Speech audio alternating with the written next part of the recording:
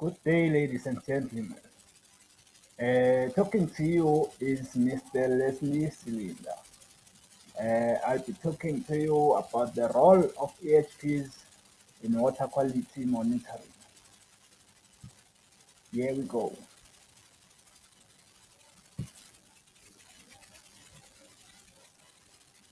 Yeah, this is the overview which will talk about the introduction, regulation of water in South Africa, the scope of fields of reference of EHPs, conclusion and references. Introduction. Monitoring water quality provides the objective evidence necessary to make sound decisions on managing water quality today and in the future.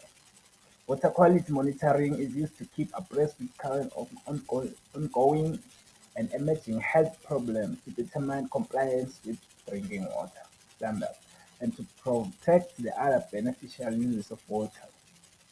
Assessments based on monitoring data help lawmakers and water managers to ensure the effectiveness of water policies, determine if water quality is getting better or worse, and formulate new policies to better protect human health and the environment. Regulations regarding water quality in South Africa. The Minister of Health intends under Section 61 of the Health Professions Act of 1974, Act number 56, and after consultation with Health Professions Council of South Africa, there is PCSA to make the regulation in the schedule. Also, the Water Services Act, that is Act number 108 of 1997, refers to a compulsory national standard. Another is the strategic framework for water services, in which clause 6.2.3 thereof makes reference to drinking water quality. From a regulatory point of view, the issue of water quality management requires the ongoing process of planning, development, implementation, and administration of water quality management policy. The authorization of water uses that may have or may potentially have an impact on water quality. There I will take you to the special fields of reference for environmental health practitioners. As you will be going for will, you should be knowing this regarding water quality monitoring. The mapping sources of water in specific areas. Monitoring water quality and availability include the mapping of water sources, enforcement of laws and regulations related to water quality management. Here we can see the picture which was taken during the wheel practice last year in June. This is my brother Steve here taking water sample in Matulu, Pumalanga. Providing health education on proper and safe water usage and waste water disposal. This ensures water safety in respect of safe quality, which includes microbiological and chemical, and accessibility to an adequate quantity for domestic use as well as in respect of quality of water for recreational, industrial, food production, and other human and animal use. This shows uh, the distribution of water in out there from the valve dam. Water goes to the purification station. Water is piped via pipelines, and then it is stored in the reservoirs. From the river, from the reservoirs, the water is distributed among households mm, and to other facilities which use water. Then there is water,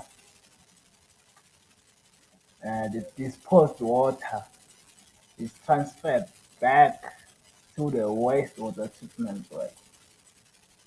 This is then transferred to river, to the rivers.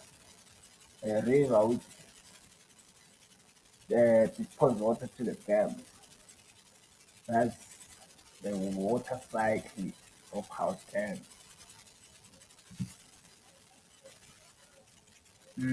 Conducting inspections of community water supplies as part of the health surveillance program, ensuring that water supplies that are readily accessible to communities, planning, design, management, and health surveillance of community water supplies are readily accessible to communities. Mm, this is how a survey is conducted. Mm, Catchment areas from selected communities are identified. Then the number of cases from house to house, the list of deaths. Number three, we collect the healthcare and personal information. This include the attendance, the surveillance hospital, other healthcare providers, the age, sex, socio-economic status of those affected, geographic location. Mhm. Ensure the effective treatment of water. Ensuring monitoring and effective wastewater treatment and water pollution control, including the collection of treatment and disposal of sewage and other waterborne waste and control of quality of surface water, including the sink and groundwater. This is the water plant in Mapulu, Pumalanga, carrying out field tests on public water supply sources. This includes the point on advocacy on proper and safe water and wastewater usage. Collecting water samples for laboratory analysis. Samples must be taken from locations that are representative of water source, treatment plants, storage facilities, distribution network points at which water is delivered to a consumer, and at point of use. The time between sample collection and analysis should in general not exceed 6 hours, and 24 hours is considered the absolute maximum. This diagram illustrates the locations at which water samples should be collected.